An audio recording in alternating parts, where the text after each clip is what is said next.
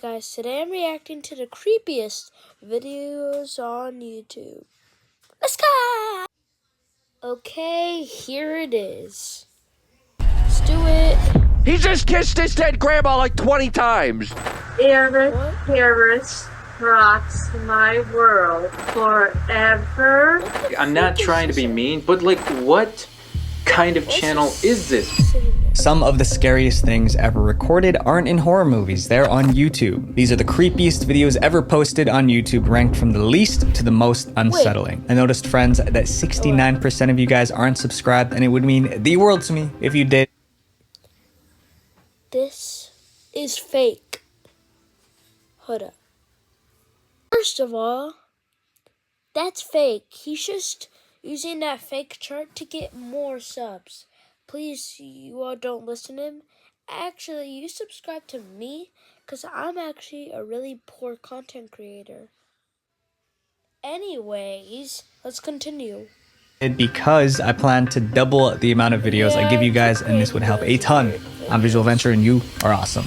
My great-grandmother's coffin. What the freak? On October 29th, 2010, a video titled "My Dead Great-Grandmother's Coffin in My Own Backyard" showed up on YouTube. It was uploaded by a man named DJ Def Joey. He even tweeted about it, urging people to watch. But those who clicked quickly realized this wasn't a typical YouTube video. It was very disturbing. There's no one talking in the video, just weird background noise. But soon viewers realized why. DJ Def Joey was deaf and used sign language to communicate. Through sign language, he explained that he wanted to share footage he filmed years earlier. That was in October 2008, and that's when things got really creepy. The first thing Joey did was hold up a human skull. He claimed it belonged to his great-grandfather, but he never explained how he got it. Then he casually... Sorry, a mistake happened. As this wasn't a typical YouTube video, it was very disturbing. There's no one talking in the video, just weird background noise. But soon viewers realized why. DJ Def... Let's skip ahead.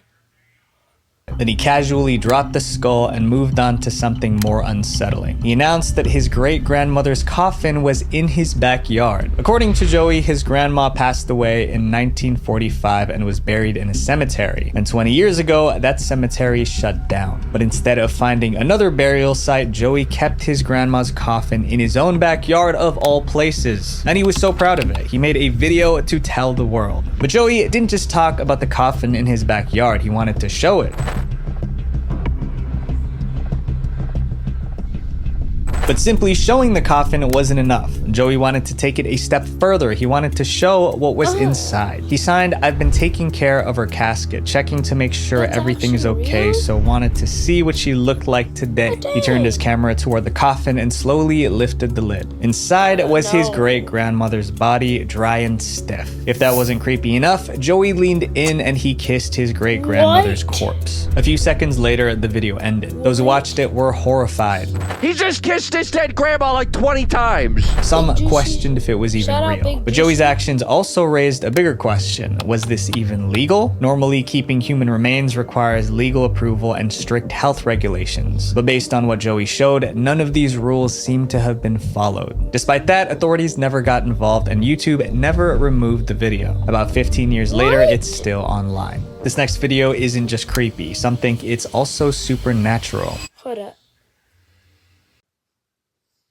He kissed his dead grandma. That's disgusting. His lips are probably so disgusting. Okay, chapter 2, Robert the Doll. Let's go. When the video "Robert the Doll Caught Moving on Camera" was uploaded to YouTube, it shook people to their core. At first glance, it was just a video of a child's doll, but one thing made it extremely creepy. The footage showed a close-up of Robert the Doll. It was an old doll with dark, beady eyes and a stuffed dog in his lap. Then the camera zoomed in to the doll's leg, and right before the viewer's eyes, the leg moved. At least that's what it looked like. It was just a tiny twitch, but that was enough to make viewers freak out. I came across this footage of Robert the Doll, and some people say that it appears his leg moves in this video. But why did so many believe this doll had actually come to life? To understand that, you need to know about Robert's dark history. The first thing you should know is that Robert the Doll is known as the world's most haunted doll. The doll's story goes back to the early 1900s. The doll was given to a young boy named Robert Eugene Otto as a gift, and from that moment they were inseparable. He talked to it and ate meals with it. The family said it was as if the boy could see something in the doll that others couldn't, and whenever something went wrong, Eugene had one response. Robert did it. It was as if the doll was alive. Even when Eugene grew old, he never let go of his beloved doll. After he passed away, his wife donated Robert the doll to the East Martello Museum, and that's when the rumors started. Museum staff claimed Robert would change positions when no one was looking. Some visitors swore they saw his facial expression shift. Things that you see on TV about other dolls, they're not real. Robert is real. Word spread fast. Soon, people flocked to the museum to see if the rumors were true. But there was one strict rule. Before taking a photo of Robert the doll, you had to ask it for permission. Many ignored the warning, and according to the legend, those who broke the rules suffered horrible misfortunes, car crashes, job losses, and even divorce. People that come in and say this is just a joke, this is all fake, they're the ones who get hit the hardest. Initially, many people didn't believe the stories, but when the Robert the Doll Caught Moving video came out, it convinced a lot of them that Robert wasn't just a creepy toy, and that he was alive. We have all put our fears and our energy into this thing. We have created Robert the Doll. We make monsters, and then we can't control them when they get out into the world. This next video was so creepy that people started wondering if the creator was losing their mind. Hold up. Okay, so Robert the doll. He's freaky. Even freakier than that old deaf man. But anyways, let's go to chapter 3. Chapter 3, let's go. In love with a monster. But Love stories aren't usually creepy, but this one is. A few years ago, a woman named Lynn Ann made a video talking about how much she loved a man. But instead of being cute, it was so disturbing that viewers even demanded YouTube to take down the video. The question is why? Lynn Ann's video began with her staring into the camera. Her voice was slow and flat as she repeated the same phrase over and over again. Eric Harris rocks my world. Eric Harris rocks my world. She sounded robotic, like she was stuck in a trance. But there was something more disturbing about this video. Eric Harris, the guy she was professing her love for, was considered a monster. He was one of the masterminds behind the 1999 tragedy at Columbine High School. But to Lynn Ann, he was perfect. Social media exploded with reactions. One commenter wrote, "Lynn Ann is a deranged woman. She's in her mid-30s and acts like an edgy teenager." Another who claimed to know her personality added, "She really does believe she's Mrs. Eric Harris." Not even trolling, she actually feels that way. At first, people thought it was just a bizarre one-time video, but then they dug deeper, and what they found made everything worse. Lynn Ann's obsession with Eric Harris was her entire online identity. She ran a YouTube channel dedicated to him. In one video, she proudly held up a custom mug. This is my Eric Harris mug. It was a gift. In another, she showcased her collection of eerie jewelry. Well, here's my Eric Harris necklaces. I just wanted to show you. On Facebook, her bio casually declared, "I love to model, act, write, shop till I drop, and I so love Columbine Eric Harris." In another disturbing Facebook post featuring Harris's photos, she wrote, "If you were a hamburger at McDonald's, you would be a McGorgeous." As word spread about Lynn Ann's disturbing videos, people demanded YouTube to take action. And they did. YouTube deleted her entire channel. Not long after, Lynn Ann disappeared from social media. Today, she's been mostly forgotten, but those who remember her videos still find them deeply unsettling. Up next, we're going to talk about a live stream that became popular for a really weird reason. next. Okay, so the first video was really unsettling. But the videos with like the mug and the necklace, not that freaky, but chapter 4. Sitting and smiling. Sitting and smiling. If you come across a video titled Sitting and Smiling, you might think your screen is frozen. It shows a man sitting on the floor staring at the camera. He doesn't speak, he doesn't move, he just smiles. For 4 hours straight. That man is a YouTuber named Benjamin Bennett. Every week, he would live stream himself sitting still and smiling, never breaking character, never explaining why. And viewers had a lot of questions. 4 hours. Okay, guys, seriously, like, I'm not trying to be mean, but like, what kind of channel is it? Some think it's a form of art, some think it's meditation, while others think he may be mentally ill. Some even made parody videos. Hey there, for today's video, I'm just going to sit here in the corner and smile at the camera for 4 hours. Start the timer. Oh, how long's that been? Is it done? How long was that? 2 seconds. Despite the questions, Benjamin never explained himself. He just kept making more videos, sitting and staring for hours. Eventually, he had hundreds of videos. However, out of all of them, sitting and smiling number 5 is still one people can't forget. Because 2.5 hours into that live stream, something very weird happened. In sitting and smiling number 5, for over 2 hours, nothing unusual happened. Benjamin just sat on the floor, staring directly at the camera, smiling. Then at exactly 2 hours, 36 minutes, and 30 seconds, a noise broke the silence. It was coming from Benjamin's front door. It sounded like someone was turning the doorknob trying to get in. Then slowly, the door creaked open. A man peeked his head inside. He looked like he wasn't supposed to be there. The intruder looked at Benjamin sitting on the floor and said, "Hello?" Most people would have been scared or at least turned their head, but Benjamin didn't flinch or acknowledge the man at all. He just kept staring directly at the camera, smiling. The intruder stood there for a moment. Then, without another word, he slowly closed the door and left. And Benjamin kept sitting there for another hour and a half, completely unfazed. The moment was so weird that when the live stream ended, people flooded the comment section trying to make sense of it. If his head slowly turns to the robber while he's smiling, the robber would have cried like a 3-year-old girl. If I was the guy breaking in, I would have freaked out if I broke into someone's house while they just sat there and smile, even without reacting. It took a year for Benjamin to finally comment on it. In an interview with Vice Media, he answered the burning question on everyone's mind. Was there really an intruder in his most famous video? He confirmed the intruder was real, saying, "So I had an idea that it was somebody breaking in, but I knew from the beginning that I wasn't gonna move. Then I heard him, creeping up the stairs toward my room, and he opened the door and said, 'Hello?'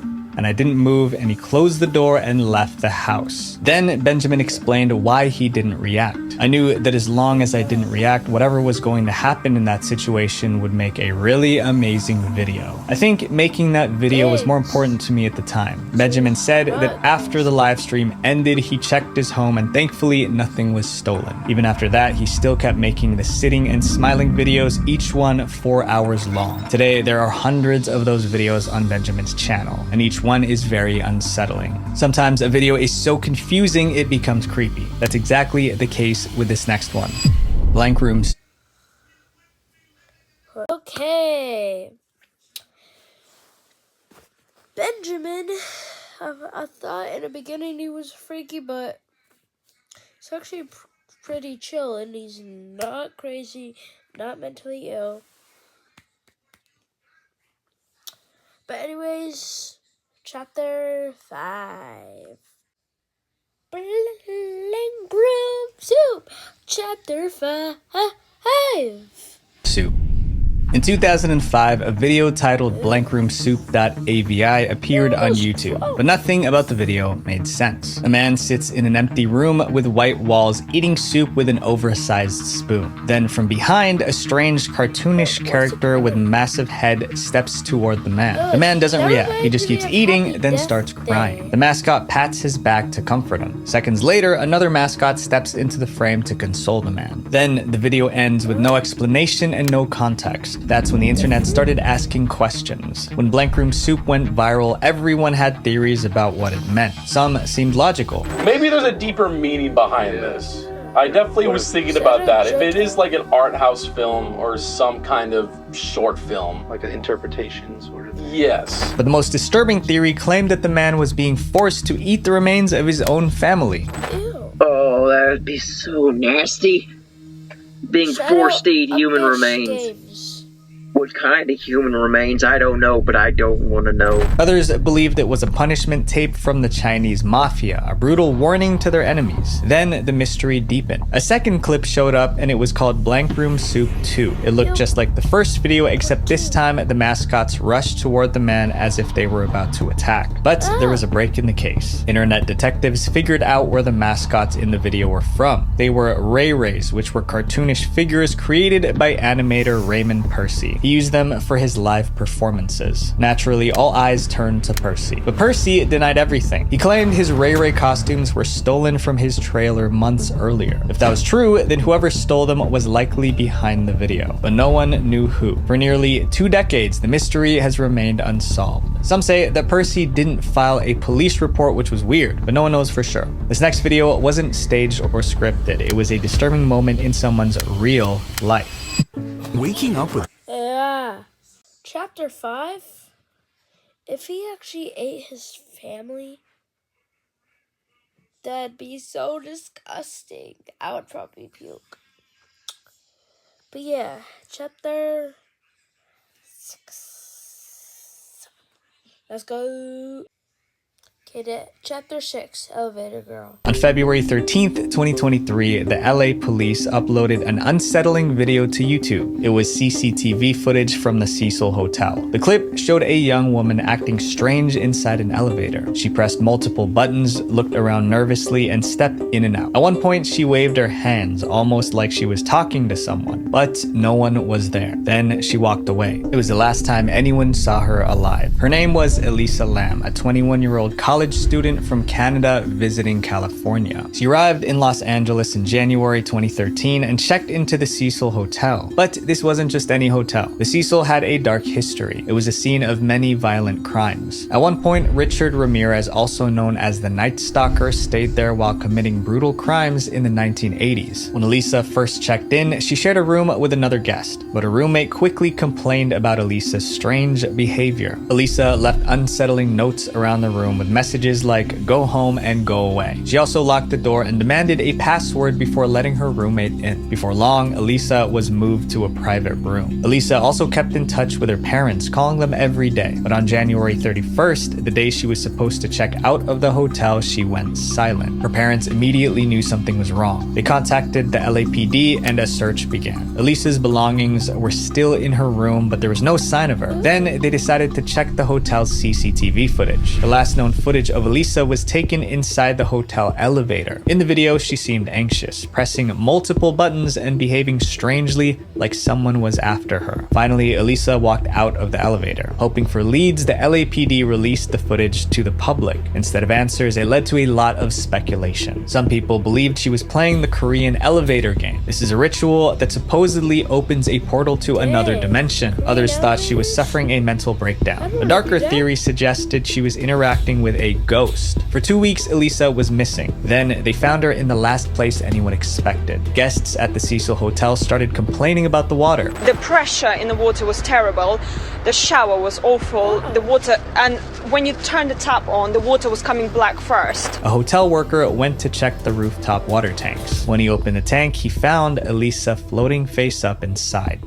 Nearly 3 weeks after Elisa Lam went missing, a body has been found in a water tank on the roof of her hotel. An autopsy was conducted. It was ruled an accidental drowning. But nothing about the case made sense. The rooftop was locked and only staff had access. The tanks were difficult to climb into and the lids were heavy. How did she get in? How did she lift the lid by herself? Her parents sued the hotel for failing to protect Elisa, but the lawsuit was dismissed. To this day, no one knows exactly how Elisa got into the water tank. But one thing is certain, her elevator video is one of the creepiest videos ever posted on YouTube. And if you thought this story was unsettling, the next video is even stranger. It'll leave you questioning everything. The Lost Boy. Okay, we don't gotta get our head of ourselves. Chapter 6 was freaky. If she was playing the elevator game, oh my god, that ghost would have grabbed her, open the tank, throw her in there, and then lock it out with their magical powers. And then, yeah. Chapter 7. Boy.